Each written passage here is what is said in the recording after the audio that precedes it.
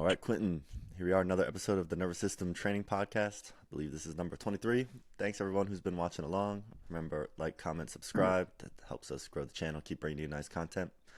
All right, Quintin, so we'll dive in. We're going to go over some Instagram movements, understand them from nervous system training, and there's some entertainment clips in there as well. Pull up the screen.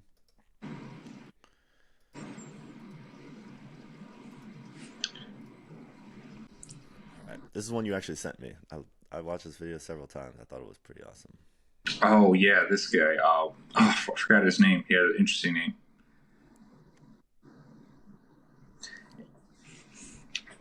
Effortless. So this is. Well, let me tell you. Let me ask you. Like you've seen this clip. This kid's only 15 years old. Like, what are some things that really stand out to you when you watch him run? When I watch Messi play soccer, it's like the same thing. He looks like the most relaxed player on the field. That's what I see here. Just no tension other than the tension needed to get to the finish line. Yeah.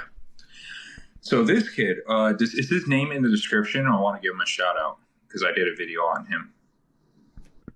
Yeah, it's Bronson Hearn-Smith, I think. Yeah, Bronson Hearn-Smith. So this young kid is from the UK, who is basically dominating track and field, like in his divisions. He does the 100 meter, the 200 meter, and I believe he might be working the 400, which I think he's a natural 400 meter sprinter. And watching this kid, so you see the kid in the blue that's kind of trailing behind him, I guess as we kind of replay this, is that this is what good neurological efficiency and elastic recoil looks like. And if you look at the kid in the blue, who looks like he's actually a much stronger athlete, has more muscle tissue, he's a lot denser. You know, he looks like he's been hitting the weight room more often than, say, like, what's his name again? Bronson? Yeah, Bronson Hearn-Smith. Yeah, Bronson. And you see the difference in how their movement efficiency is, how easily Bronson kind of like bounces off of the ground as he just strides through. And he runs at 10.68, kind of like easing up at the end, of this 100 meter. And 10.68, these are like low college numbers. These are like high level high school numbers, like state finalists are running in this range. And he's just easing right through this. And so I did a video and I did an AI analysis on him. And you can tell he's got he's got like some good genetics behind him, where his elastic recoil, his fascial system, his muscle balance between quads, glutes, hamstrings, and calves, they're all developed in a really good equilibrium. Even though his upper body isn't as well developed, you can see how easily he can just absorb the kinetic energy and rebounding it, propelling him forward. Unlike the kid in the blue, which seems he's a little bit more muscle driven, where he's not quite recoiling to the efficiency as Bronson. And the interesting thing about this video is that Marv Rinovich was talking about this for decades, but you don't really see it that often. And once you see it, it's hard to unsee it. It kind of like paradigm shifts what you think is possible when it comes to how human beings can move and generate force. And that's why this kid is becoming so popular, because you don't really see it to this level. Now, can every athlete have this level of efficiency? Probably not. This kid does have genetics on his side, on top of being really driven, on top of really trying to make sure his technique is good. Like, he could have been born this way. But it just goes to show what the possibilities are when you promote certain qualities instead of just like the hard strength, muscle driven qualities. So it's really fascinating to see. His running is very mesmerizing. Yeah, it's kind of relaxing to watch almost. Yeah. It's like, but once you see it, like, you can't unsee it. And then you're just like, oh, okay, I get it now. I understand like where some of these soft qualities can really change, can really improve. This guy is running how the textbooks is trying to make people run, but he can just do it naturally. Yeah. It's a great video. All right, this guy, he's talking about the speed and power. of ilia Tupuria, but we've talked about that a little bit.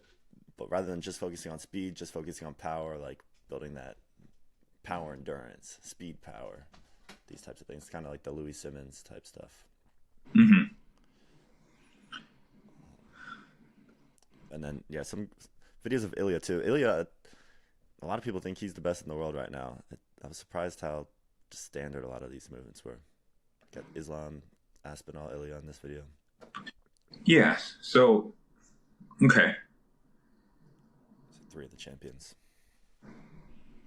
Yeah, it seems like they're doing like kind of like your basic sort of like power development protocols. Well, and here's the thing. So when we go to so when we're looking at something like power developments, like there's a so when you're looking at sprinting, it's not actually a power development, it's a rate of force development. Like this is rate of force development. What Aspinall is working on right now, we'll see how many punching combinations. So that's two. So that's more of a power move. This is more of a power move. This is developing like one rep max. High bench press. You got like an isometric hold with the chain, which really the chain is. I mean, it's pretty good. It's all right. Yeah, it's. You'll definitely develop power, using some of these modalities.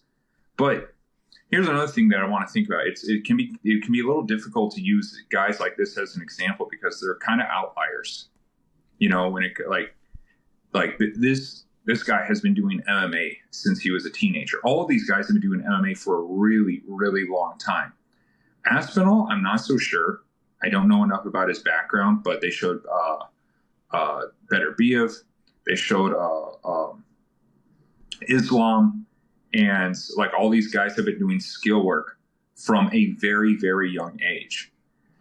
Now, I personally believe that if you've been working on your skill throughout your youth development, that you can really maintain your elasticity and economy of movement and force generation with the hard quality power training.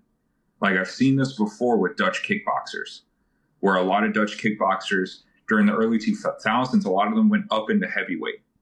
And a lot of them were doing like Alistair Overeem, Tyrone Spong, Badahari. A lot of these guys were doing kickboxing from like the age 12 and all the way into their adulthood.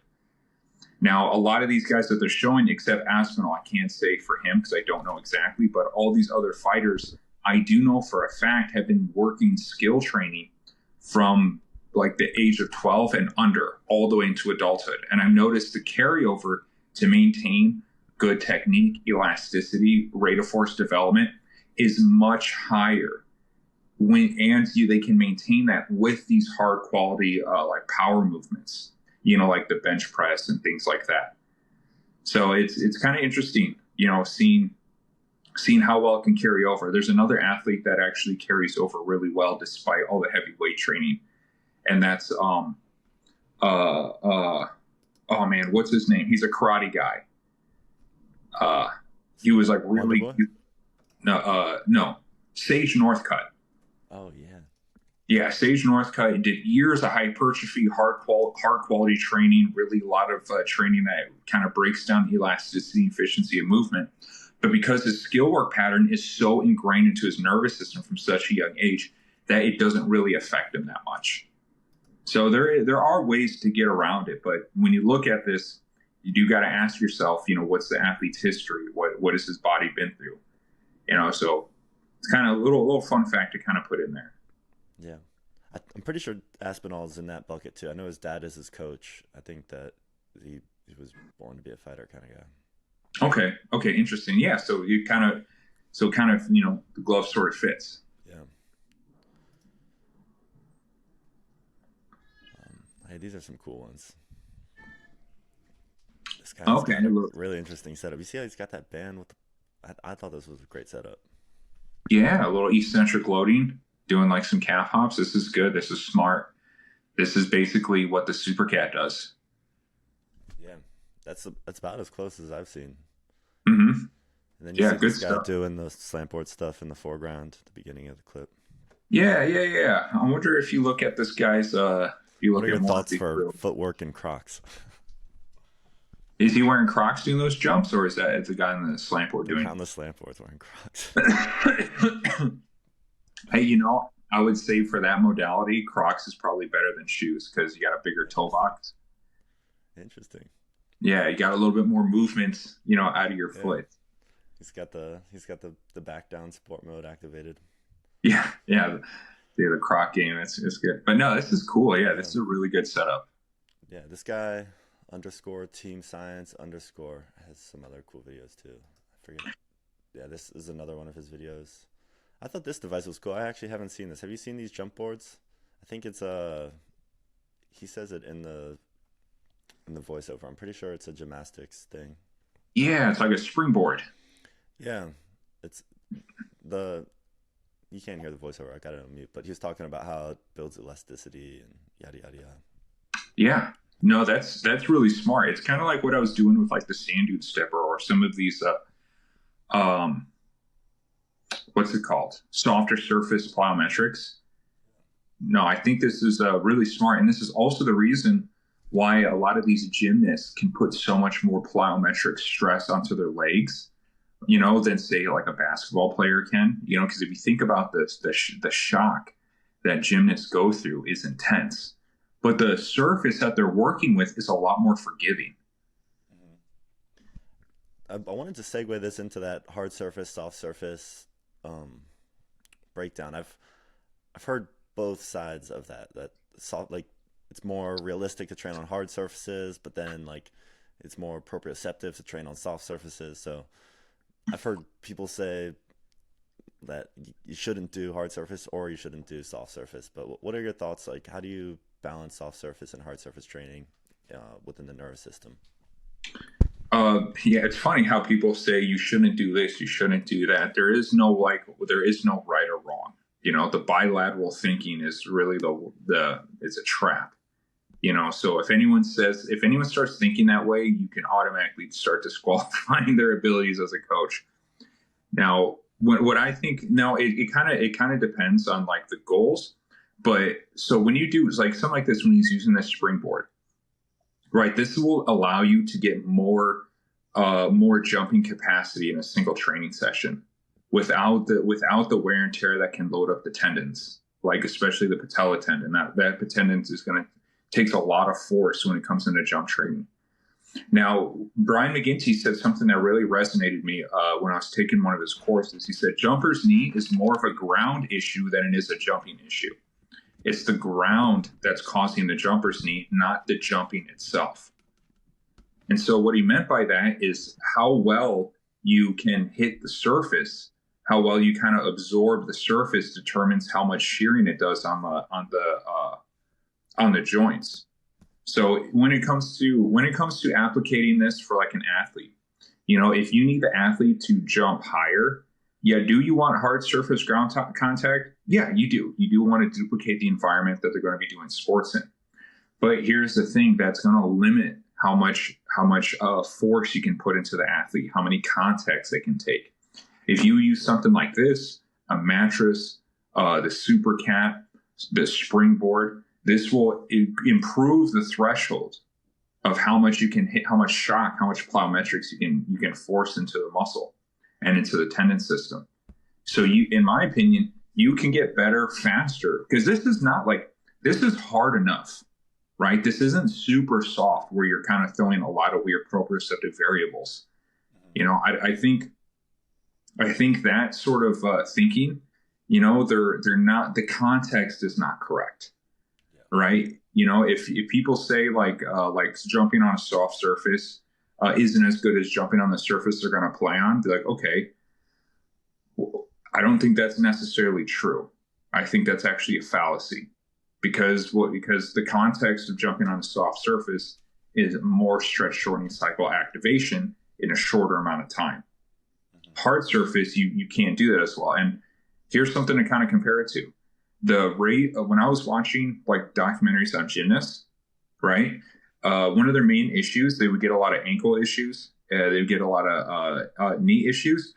But when I was watching a documentary on professional cheerleading, which is basically gymnastics, but they don't have that springboard floor. They have to use like gym floors. The rate of patella tendon and patella tendon straps on those athletes was way more common than the gymnasts. Yeah, because the shock was harder. Yeah. Real quick, just on that patella tendon, there's been a couple NFL players. The training camp just started last week or the week before, but a couple NFL players tore their patella tendons. Um, they're both offensive linemen, so 300-pound humans. Um, if you were a 300-pound human and training at an elite level, and you were trying to protect your patella tendon, what types of movements would you focus on? The dorsiflexion squat, that's a great one. You can even do the dorsiflexion squat on a softer surface too, like a sand dune stepper or a mattress, because the force vectors are not nearly as hard on the patella tendon. I would a lot of that, a lot of strengthening of the quadratus, not quadratus, but the quadratus tendon, the quad tendon. I can't remember what it's called. It's the long one that runs down the middle of your quad into your kneecap. Yeah, I would be really strengthening those areas and posterior chain. Sometimes these guys can be really calf quad dominant, especially with like their stance, 3-point stance on like their toes, anterior loaded. A lot of them might have hamstrings aren't working properly. That's what I came across with the NFL tackle I was working with. He said like despite years of deadlifting, back squatting, all that, when he started doing the ball work, like his hamstrings could not handle it. Yeah. So that's another area that can indicate why they're developing an overloaded patella, because the equilibrium is not working. They're not distributing the kinetic energy amongst all their muscle groups very well. Yeah, interesting. It's a pretty devastating injury. It's bad. Yeah, I would rather tear an ACL than tear my patella. Yeah, I'd say it's up there with Achilles. It's just like potentially career changing lower body. Career, yeah. Yeah, it's a career changing. Did you ever see that video, Tom Segura trying to go for a dunk and blew his patella out? No, jeez. Oh. Maybe I'll pick that up. Dude, it's gnarly. His patella pops and he flips in the air and he lands on his elbow and it breaks his elbow backward. It was bad. Oh, man. Yeah, this floor is kind of cool. This springboard's actually really cool. I like it. It's a cool invention. Yeah. All right, we'll keep going. I'm not finding that Tom Segura video immediately. I like these ones. Have you ever tried this type of stuff? I know it's not part of Marinovich's system specifically, but Yeah, it's the same principle. yeah, This is Eastern European stuff. yeah. So it's basically like plyometrics for your arms.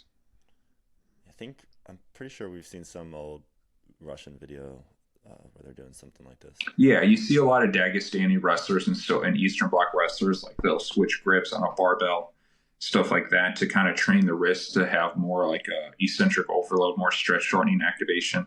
I've seen this lady's vlog before a couple times. I don't know what the hell she's training for.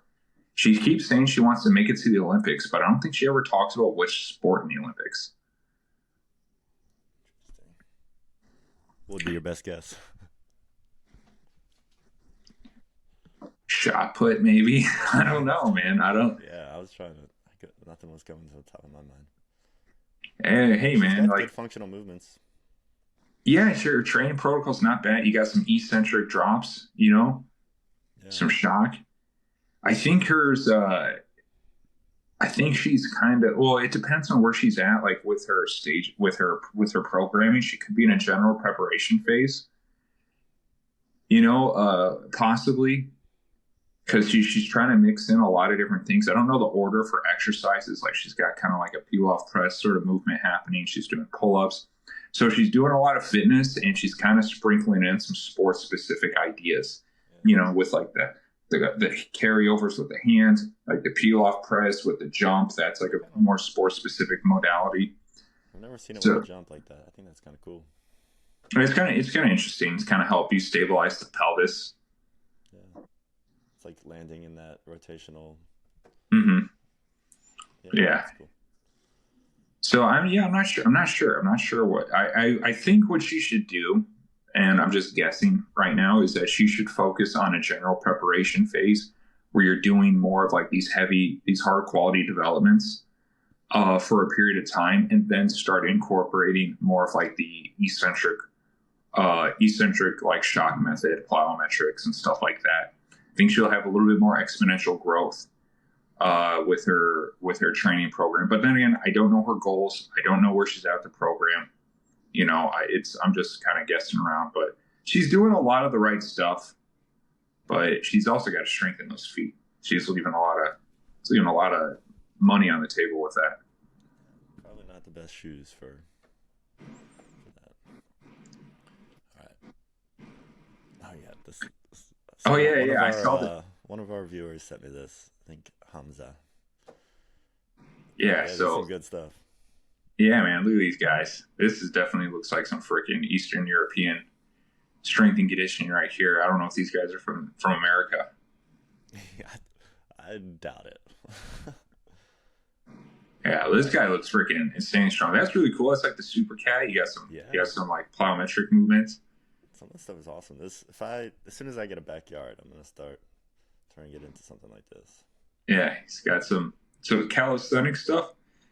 No, this is really cool. Like as far as fitness, very diverse. A Yeah, lot of weird, strange movements. He's got some plyometric dips. yeah, You it's can pretty awesome. Do yeah, you I ever like do it. these? Do you ever do the tire slams or sledgehammer chopping wood? Do you ever do any that type of stuff? Not really, you know, not really. Like it's not a bad movement to do. It's it's beneficial. It kind of builds explosive strength out of the core. But me personally, nah. I used to beat the shit out of that tire back in the day, man. I used to love hitting that fucking thing. It's satisfying. I like chopping wood, but I don't have a fireplace right now. Yeah, far out, man. These freaking Eastern Europeans out there in the sticks making it happen. Oh yeah, did you see this one with George? He Yeah, yeah, dropped a just new one made a this video week. on it. Great stuff. He's leading the way right now, I'd say, as far as influential people doing this stuff. Yeah, man. George never really abandoned the nervous system training. He always kept a lot of the fundamentals like in his program. You know, you can see him doing like the balance pipes, the staggered rolls. He is kind of working the disc in a kind of a unique way. He's doing like a lot of like ankle flexion, supination, deviations in different directions. Those are tib raises. His supination balance pipe rolls, I think, could be done a little bit better. Granted, he has more pronated feet. So I think if George really supinated those feet in like he was pigeon toed, it would really kind of often give him a lot more benefit when it comes to his biomechanics. But overall, he's doing like a lot of really good stuff. He's working the pipes. Yeah, with that modality in particular, he's doing the staggered pipe rolls. I just made a video kind of explaining how it helps. It's really good for restabilizing the feet with the hips, getting better communication with those areas. But yeah, man, George, always working the feet, always trying to get better. Yeah, it's always a good day when a new George video drops. Yeah. Oh yeah, this is crazy. Oh my God. That's There's a lot going on here. He's got the flexibility to maintain that position, but then also the control to jump on a cylinder like that. That's crazy. Yeah. So when it comes to this sort of flexible, for one, this is insanely impressive, and this looks like, uh, is he Spanish or is he Chinese? The captions are in Portuguese, so maybe Brazilian, but it could be a Brazilian dude analyzing a Chinese video. Fascinating. Yeah. So when it comes to this range of flexibility, I was actually really trying to figure this out because there's a lot of controversy when it comes to proper flexibility training.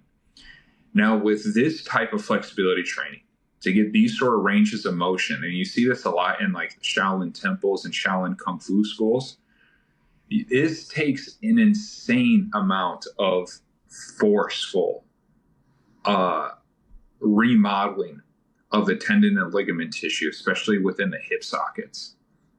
And it is painful. It is like torture. And they freaking torture these poor kids, man. If he's like one of those Shaolin monk kids, they bend the shit out of them. It's hard to watch. And so what they're doing is they're trying to force the cellular wall to start shifting and remodeling into a deeper range of motion. Now, that will give you these insane ranges of motion, but it does come at a cost. It can be super destructive on the longevity and the health of the tissue, of the tendon walls and ligament walls into the pelvis. A lot of these guys who get these sort of ranges of motion forcefully have really hard hip issues when they're older. A lot of hip replacement surgeries, a lot of chronic arthritis of the hip socket, hip instability. The pelvic floor and the pubic bones start shifting around too much. They can create all sorts of issues. Now, you can get these sort of ranges of motion if you do go in this direction, but you need to do a shit ton of secondary muscle work to make sure that you have enough strength in the secondary muscles like the adductors, the deep six internal external rotators, to compensate for the amount of lax that you're putting into your hip socket. Because once you shift it over, we're not supposed to have these ranges. This is not natural. So if you make yourself have these unnatural ranges, you have to really compensate these secondary muscle groups to keep it as stable as possible. But you're playing with fire, when you get into your 50s and 60s. Yeah, I remember I talked to one lady, and she signed up for the system to follow through, but she was a lifetime ballet dancer, and she was just talking about how all the extensive flexibility training she had back issues and hip issues. Yeah, it's pretty brutal, honestly, what they go through. It's brutal, man. You want to feel bad, man? Watch these poor kids get freaking twisted out of their minds. Like the Chinese gymnastics youth program is brutal on these kids. They freaking break these poor children. Oh yeah, this is a Hamzat video. His training.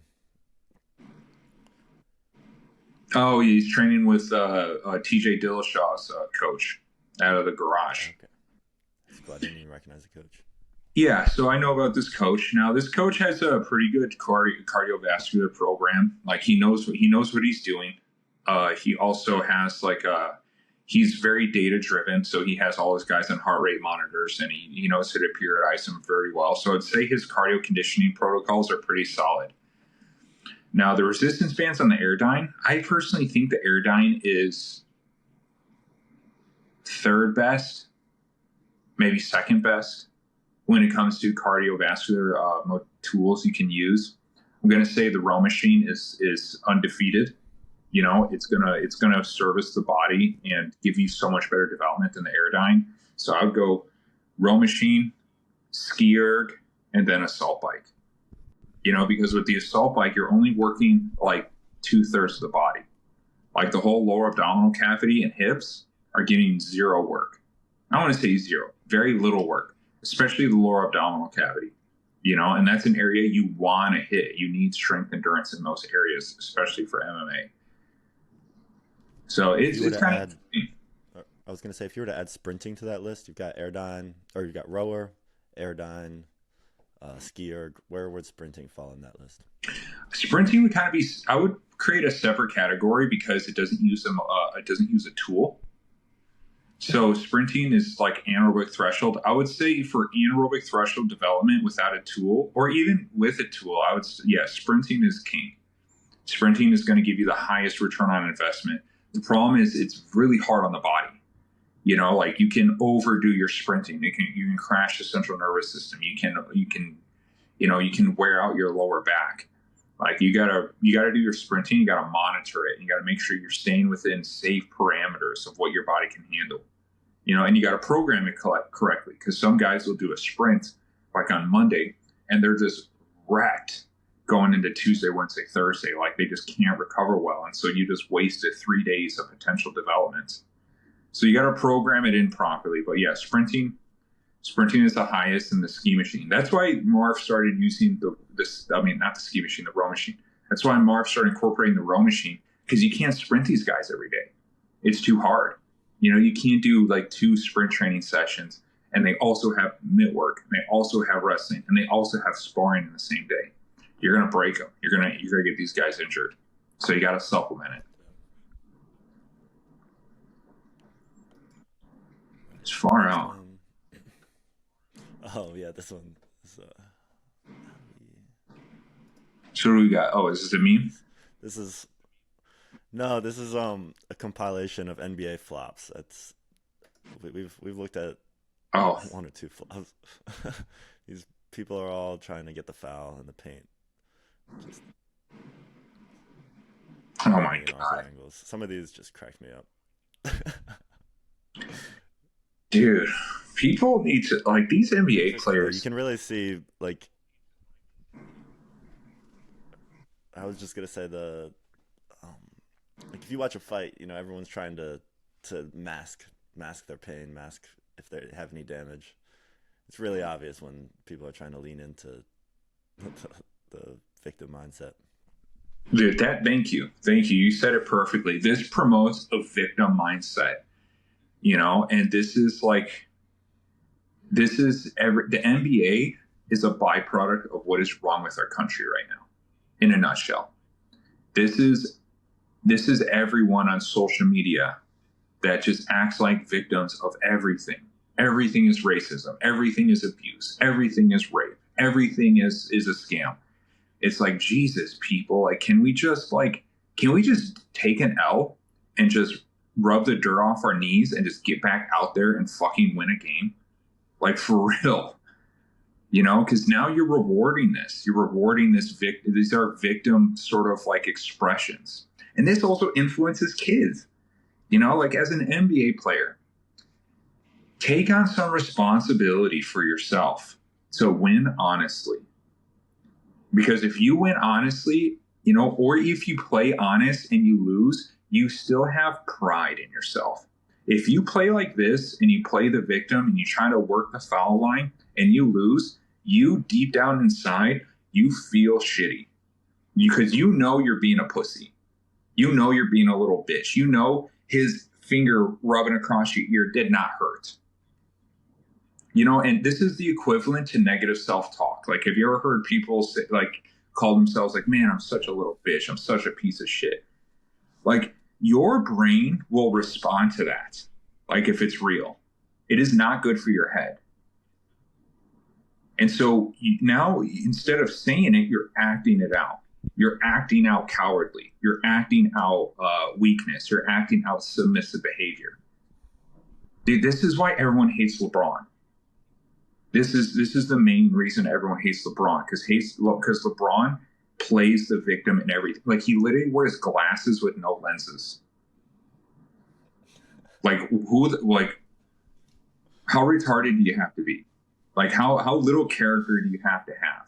And now that type of thinking is kind of sprinkling into the whole NBA. And it's just, what do you think, Jake? What do you think about it? Does it bother you?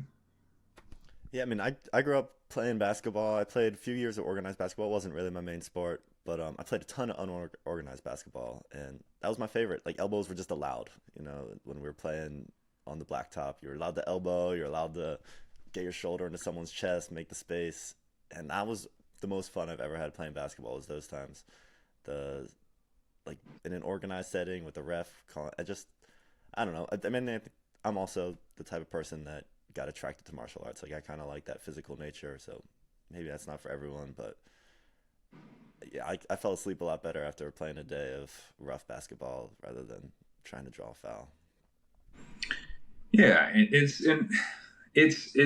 just embarrassing because what you're doing is you're not trying to win. You're trying to work the system. You're trying to cheat. Let's just call it what it is. This is cheating. You're pretending to be hurt. You're pretending to take contact, right? And you're trying to cheat. You're trying to cheat the system. You're trying to disrespect the game. That's why people love Michael Jordan till this day, because he never let his respect get in the way of the game. He always respected the game. He always respected the people. He always respected the game. And he did everything he could do to win at all costs. Same thing with the Mamba, with Kobe Bryant. Kobe Bryant he got hit across the face. You ever see he went for a dunk, someone's hand hit him in the face, broke his nose, and he still made the shot and played the rest of the game. Yeah. He still made the free throw after his Achilles tendon That exploded. was the craziest one. That was nuts. Dude, that is masculine energy. Like, stop with this beta male freaking WNBA style basketball. Like, get out of here. This is why everyone hates basketball now. And this is why, if you actually look, the most viewed clips is not on professional basketball, it's street basketball on YouTube. It gets millions and millions of views because that's the only place where basketball can be gritty again, where people like want to win and, and there's real drama. Not this fake freaking $1 million Lamborghini freaking drama. Like, get out of here. Yeah. Oh, it infuriates me. I can't stand it. I'm seeing it a little bit in MMA. We're seeing some flopping in MMA, and it freaking grosses me out. I know Dana White won't put up with that, so that's good. Hope not. I just watched his interview after the Contender Series the other day, and he was ripping some of the fighters for just some weird moments where they wasn't super competitive. So Dana White does his part. Is that Michael Chandler? Yeah, I thought this was kind of interesting. I've seen I haven't seen this neck machine, but I've seen Marinovich and Linus with methods of training use like the hip adduction one. For the neck? Kind of idea though. No, I've seen them. It's flipped over where they're using it for their, yeah, they're using their hip. So, but have you used any of these machines? Like, I don't even know what to call these. Nah, I don't think these machines are gonna. I don't think this is gonna it's not a smart move to train your neck. Like the Halo neck machine I've seen and used. I like that one a lot because it uses banded resistance. And you can do 3-dimensional resistance. Like you can strengthen this way, you can strengthen this way, you can go at an angle, right? And with these other machines or like a harness, like you can only train in like one direction, like up and down, side to side. In sports, you need dynamic movement out of the neck because this is a recipe for imbalances and wear and tear on the small tendon structure around the spine or around the vertebrae. It'll give you some strength in the short term, but man, you keep using this, you're going to have some freaking neck imbalances. Yeah, because think about it, like our neck is not designed to just do this. Like our neck is designed to do. It's a very complex joint, so you want to hit you want to train it in very dynamic ways as it is designed. We're not designed to be robots.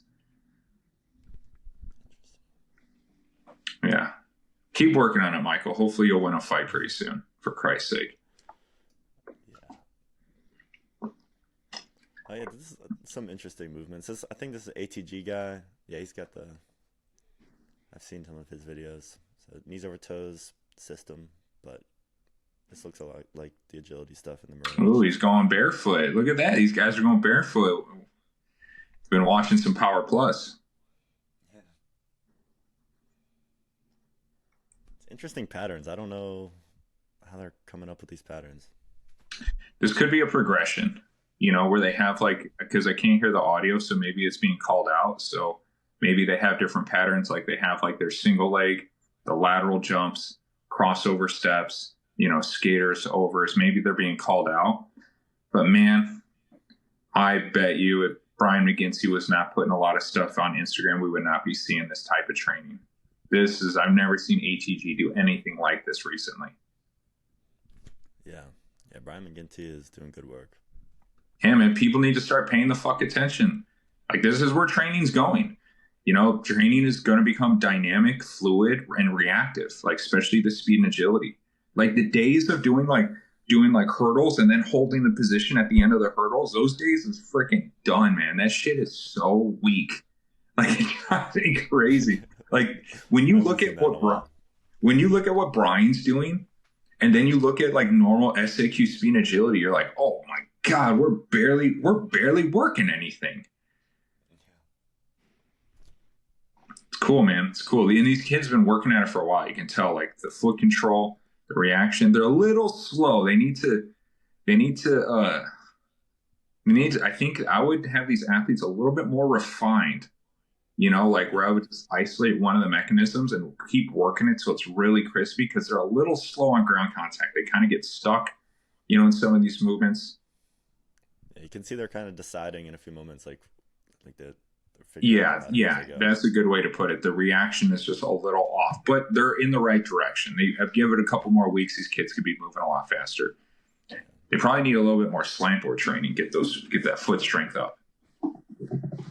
Good stuff. Oh yeah, I thought this was interesting. This is less about movement, more just about fitness culture online. This guy, he posted 6 tweets, and there's basically 3 sets of two, and each set is kind of saying the opposite, and then he just tracked the results. So the first set is one tweet: sugar is good for you. Next tweet: sugar is bad for you. Sugar is bad for you got 30K hits. Sugar is good for you got 16 hits, and then same thing for the next set: protein is the cure to cancer. Then the next tweet: protein gives you cancer. Protein gives you cancer got 57,000 hits. Protein is the cure to cancer only got 12,000 hits. And then he Mm-hmm. said eat less protein, 13,000 hits. Eat more protein, 5,000 hits. So my question for you is like, I mean, we could argue about it, but I think most people would agree that the bad suggestion is the one getting all the hits, whereas the healthy suggestion is getting less hits. And so I'm curious, like we've got these algorithms that kind of promote inflammatory messaging, which is often going to be people saying false information just because people are going to comment on it and say, "Hey, that's bullshit. Nope, yada yada yada," and that's going to drive up the algorithm. So I'm curious, like, and you're trying to deliver the truth. How do you think about balancing like the entertainment of the inflammatory information with the reality of the truth, with your messaging? Like, how do you go about that? Um, what have you found in posting your comment and seeing the results? Like, Okay. how do you try to share your message without letting go of the truth? So you put the truth in the meat of the content, but you put the toxicity in the front to grab people's attention. And there's a reason why this worked. Actually, when I first signed up to Brett and Carter's high ticket trainer to figure out how to develop like things online, they would say like, dude, be controversial, get people pissed off, say random shit to just get people to look at you. So this is a huge part. Like a lot of people that go into online spaces to sell things, they become toxic on purpose to get attention. You have to get people's attention. Now, the reason why the negativity gets more reach than the positivity, or it's because of the truth, is because naturally we're prey animals. We're predatory animals, but we are prey animals longer. So our reaction to threat detection is way higher. That's why we tend to focus on the negative more than the positive. Because if you focus on the positive more than the negative, that negative thing you miss could kill you. So it's a better survival instinct to look for threat first, and then positivity second, safety second, right? So that it's not the algorithm doing it; it's people doing it to the algorithm, right? The algorithm in social media is an expression of the human mind. It's not something that's working against us. It's not like it's not like forcing us to become negative or toxic. We're doing it to the social media. We are the engine that runs it, right? Now, what you can do is you can kind of work the system. You can work the psychology, and you can also deliver the truth at the same time, right? Like, do you ever listen to Greg Doucette's on YouTube, Coach Yeah, Greg? yeah. So if you look at his thumbnails, they're super freaking negative and clickbaity and toxic, right? Like he'll put like the Trend twins are done. Like this influencer reached the end, right? And then when you watch the video, it's actually not really anything like that. It's a lot more nuance, right? And as you absorb the content, you kind of gotta get like his initial point. But he's being negative on purpose to draw you in. It's called clickbait, right? And that's a tactic you have to do. Here's the thing. If you just focus on the positive, you're not going to get a lot of views. And here's also the weird thing. People want the negativity. People want to know what the threat is. If they don't, if everyone was just hearing the truth and there was no skin in the game, they're never going to help themselves. You need pain to teach you. So I wouldn't look at this as a negative thing or like, oh, the human race is fucked. You know, there's a lot of freaking naysayers and people who are anti-human, right, when it comes to this sort of thing. Like, oh, people are just addicted to toxicity. Yeah, okay, but guess what? We all are. We all come out the box this way. There's no escaping it. We're always going to respond to negativity more than positivity. Like, look at training. It's not like when you're lifting weights, it feels great. If it hurts, it burns. Our bodies respond to negativity by nature. It's, you know, it's chaos to order. It's the law of the universe. So what you want to do, and I don't always do this because sometimes I do want to kind of get to the truth and be honest, but sometimes I'll work the system where I'll say like this is going to lead to a serious knee injury. And then I'll go into strengthening the feet and how it could turn into this and how it could potentially become that. So is it true? Yes. Is it also true in absolution that weak feet will lead to knee injury? No, there's plenty of people that have never had any issues with weak feet. But in a lot of cases, this is true. But I'm just trying to draw you in. You know, I'm trying to draw you in, trying to get an emotional reaction out of you. Because then if this resonates with you, you know, if it does speak to the truth, if you do apply into this context, then you're more likely to reach out and get some help. People do not get help. People do not help themselves when it feels good and positive. People help themselves when life starts feeling negative. So you got to play on that. You got to stress them. You know, you want to get bigger, it's going to hurt. So you got to hurt them a little bit because that's the only way they're going to actually start helping themselves. It's really weird. It's a really weird phenomenon when it comes to marketing on social media. But it's what people respond to. The numbers don't lie. I wanted to ask too about kind of the back end of this dynamic. So this, I think, shows the front end of what grabs people's attention, what people are going to click on, what's going to get hit shares, etc.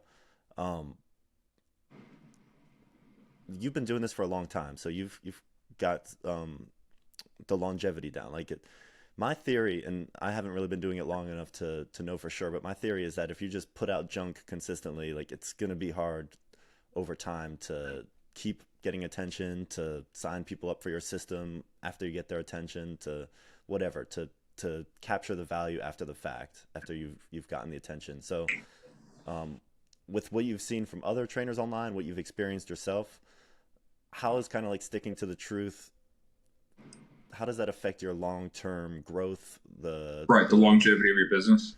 Yeah, and the growth of your community, like the value, the behavior change that you're creating in the world? Okay, so there's two things that people respond to. If you're gonna be negative, right? Like functional patterns. They have a very negative marketing strategy where they'll make hit pieces on other trainers. They'll say that they're doing this wrong, that, you know, they're very negative with their marketing. Now, two things will happen. If the meat of your content has enough value to it, it doesn't matter. Your business will stay. Like, look at Wes Watson. He is all negative toxicity. He is nothing but just nonsense and yelling and how everyone else sucks and he's the best. But the guy has grown a huge freaking business. But here's the problem. The value of his content is not strong enough long term. So that's why he's fallen off and and people are walking away from him. Same thing's going to happen to this, who's this guy who always puts his face in Saratoga water and does sprints? Ashton Hall. So I've talked to a lot of people and I've done a lot of research on Ashton Hall where he's not super negative up front, but he's got a lot of what's it called? He's got a lot of success porn, right? His marketing is all success porn. You know, so he doesn't go the negative angle, but he'll go the success porn angle, right? He'll film this crazy lifestyle that doesn't make any sense. He'll pretend he lives a life that's not even physically possible, right? Where people are literally handing him napkins and putting it on his face. Like, get at, like, no one lives that way. But if you go into like the meat of his content, right? You know, and people have filmed some, like they bought his program and they've exposed some of the content they pay for.